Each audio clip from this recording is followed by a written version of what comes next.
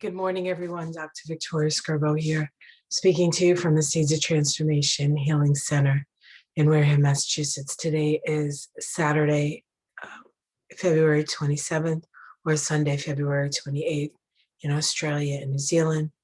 And today we have a full moon in the sign of Virgo, the moon in Virgo, and of course the sun in Pisces. Full moons are always points of awareness, points of fruition. The seed that was planted on the last new moon, which was the new moon in Aquarius, where we had 6 of the 7 classic planets in the sign of Aquarius. The only thing that wasn't in Aquarius was Mars. And Mars was in Taurus at that time. And Uranus is in Taurus. So it was connected all the same, and it was square many of the planets in Aquarius. That new moon was planting the seed for a new, really a new society. It came after the conjunction of Saturn and Jupiter that occurred on the solstice, winter here, summer in the southern hemisphere. And that occurred at 1 degree of Aquarius. And so this Aquarius energy continues to develop and will develop over the next 20 years. And at one point, 2023, I think, is the first time that Pluto will move into Aquarius again. And it moves out and it moves back in. But we also have Pluto moving in Aquarius. And once Pluto moves into a sign, the fat lady is singing, so to speak. That's when things really start to rock and roll in the archetype. Just like right now, we have Pluto in Capricorn. And since Pluto has gone into Capricorn, which was 2008, many of the structures that we've come to depend on in our lives seem to be falling away. Many of the things that we respected or that we thought were respectful were in a way changed and shifted and will never be the same. That includes, unfortunately, the presidency of the United States.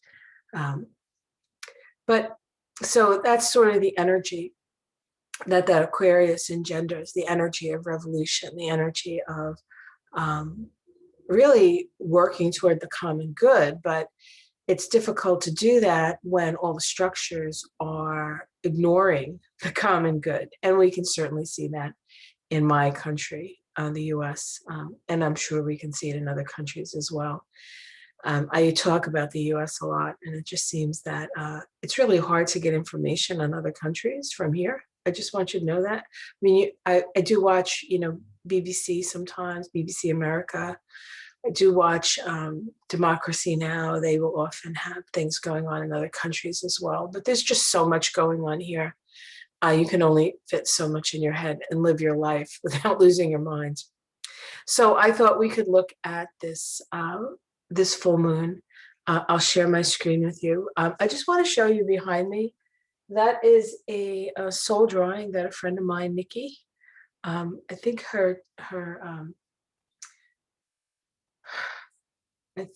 I think it's art by Nikki, Nikki.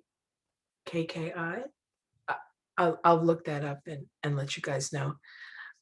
She does some beautiful paintings. This was a soul painting she did back for me back in, I think it was, does she have a date on it? 2010. I had a very, I had a dark night of the soul shortly thereafter. And she painted this picture. And at the beginning of that, when things really started to, that expression when the SH hits the fan, well, it was hitting pretty hard and there was SH everywhere. And she actually came here and did a selenite healing on me, which was very, very profound. I really needed it. I mean, she was, you've heard of a lifesaver. I call her a soul saver. Anyway, she did this painting for me. And she said when she came that time, and this was a few years later, that she came to do the selenite healing on me. And she said, "Oh, I was wondering when this painting was going to happen." And I was like, "Oh, you didn't tell me anything about that." But I just thought I would share it with you because we're at a time when sometimes we feel alone.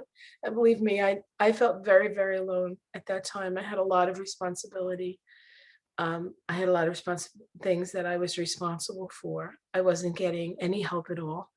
And in fact, those things that I would normally be able to depend on were not available to me. And so it was really a very lonely journey. But then, the people that you don't expect come in to help you, right? So even if the people that you think should be helping you in a situation aren't helping you, know that there are people out there and they will come into your life. And you just have to say yes to it. So I just thought I would show this to you. And we have Mother Mary here, and she's on a boat. I assume that's the firmament. I don't know. She's dropping rose petals, and then there's all these angels behind her, and there it looks like the four archangels, perhaps. There's somebody like an Aquarius. See that symbol up there? And then there's a Ace of Swords and an Ace of Wands up here. And very, very powerful. Very powerful. So I had a lot of help, even though it was invisible help. Visible. Nikki was visible. My friends were visible. But I also had a lot of invisible help, a lot of angels, Mother Mary. And then a little while after that whole thing had happened, and I was sort of on the other side of it, I went to see a medium, Roland Comtois. He's a medium out of Rhode Island, Connecticut, Massachusetts, New England, I guess. And I was sitting in his audience. I was actually helping my girlfriend who was putting it on. So I was sort of sitting there as somebody who was going to help if somebody needed help or needed tissues, because everybody cries, And and he comes up to me and he points to me and he says, he said, "You were wondering if you're doing the right thing. You are absolutely on the right track." And I was like, and then he turned around, he walked away, and then he turned around again and he came up to me again and he goes, "There are legions behind you." I was like, so there are legions behind me. And I've had other people say that as well to me. And who are those legions? Those legions are the angels. Those legions are your ancestors. Those legions are all of the spirits that are here to help us evolve. We have a really hard job on planet Earth. It's not for the faint of heart. Anybody who incarnates on this planet is brave soul, no matter how shitty they are when they get here or how shitty they become when they're here. This is not, the Earth is not a place for sissies. It really isn't. If you don't mind me using that colloquial term. So I want to bring this up because the full moon axis, Pisces and Virgo, is the axis of healing. It is the axis of physical and emotional, spiritual healing. And we are very aware of the need for that, And I want to say what's most important, I think, is the necessity to focus on that which you want to bring into your life, instead of focusing on that which you would prefer not to give attention. Now, that doesn't mean that you ignore your problems. That's not what I mean. But visualizing the world instead of seeing it and going, "Oh my God, this place is so broken." That's very Virgo. Pisces is the vision of the ideal. And of course, there's people walking around with this vision of ideal that are delusional, which can also be Pisces. So this full moon is an opportunity for us to see things on its most sort of realistic Virgo level and its most idealistic Pisces level simultaneously. And how are we going to get there? Now, I'm going to pull the chart up right now.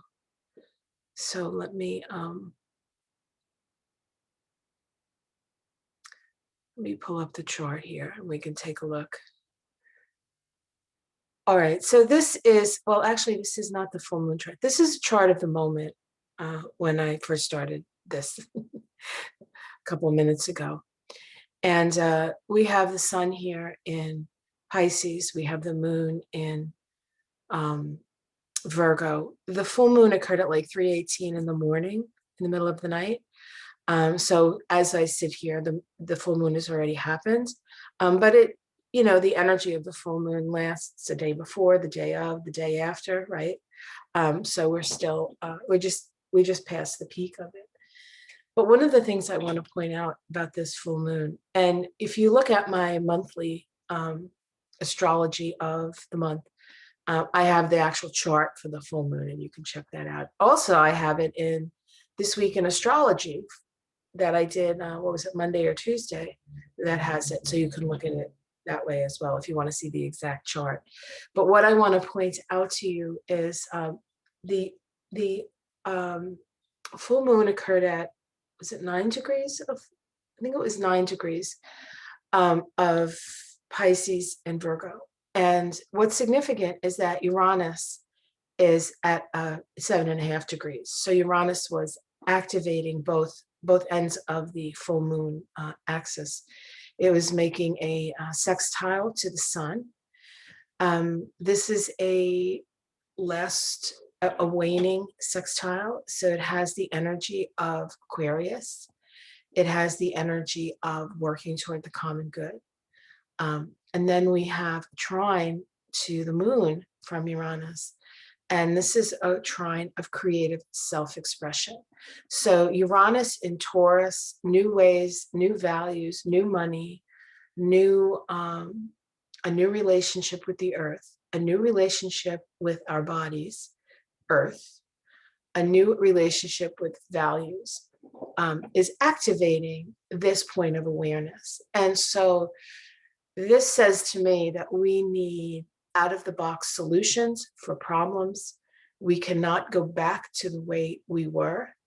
Perhaps a build back better is build new